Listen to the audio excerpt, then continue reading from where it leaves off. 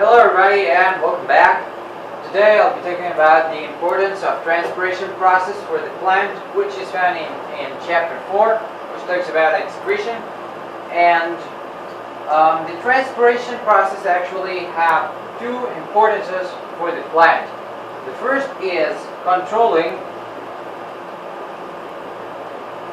the temperature of the plant to make it moderate and constant. And the second point is the ascent of water. First, controlling the temperature of the plant.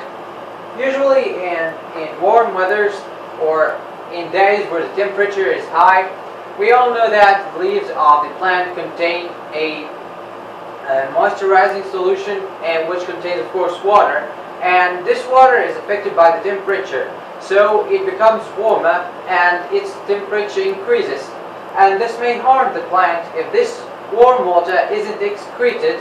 And since the method where the plant uses to excrete this water or to get rid of this water is the transpiration process. So here the transpiration process plays an important role in getting rid of this water, and so moderating the temperature of the plant by getting rid of the warm water. So this is the first point. The second point is the ascent of water, like in trees or high plants or tall plants. The transpiration process helps in the ascent of water through the xylem vessels, beginning from the root system till they move through the xylem vessels and finally reach to the leaves. So let's say that this is the epidermal layer, the epidermis. This is the layer of cutin here, and this is the opening of the stomata. Down here we have the mesophyll tissue, like that.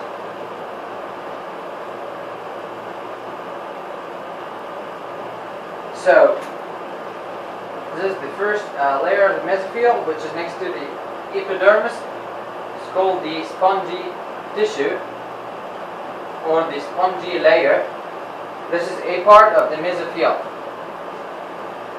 So let's say that this leaf is full of water, and now this leaf needs to carry the transpiration process.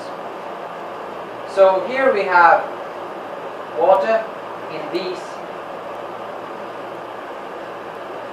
cells, like that. All of them contain water.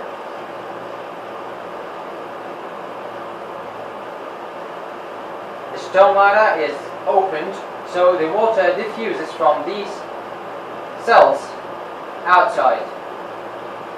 Now these cells are empty. There is something called the osmotic pressure. The water moves from the higher concentrated medium to a lower concentrated one. Let's see here. Here the water is high concentrated in these surrounding cells, and here there's no water. So the water moves from these cells to the cells which became empty to be filled again. Like that.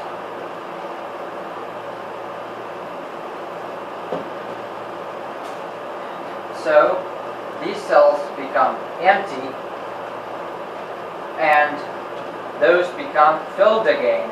They carry out transpiration and water moved outside. They became empty and so on. So when they became empty again, they need to get water from these cells. But these cells are also empty. So these empty cells will get water from the cells which are below them, and so on. So we can notice that water is pushed upwards. This is inside the leaf. This process continues till they reach the xylem vessels, the root hair cells, and they may affect the absorption of water from outside the outside medium, from the soil.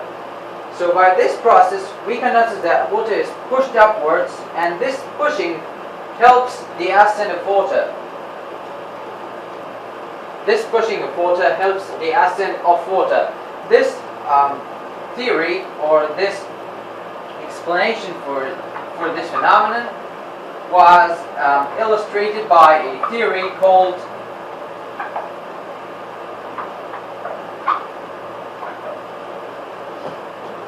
transpiration pull.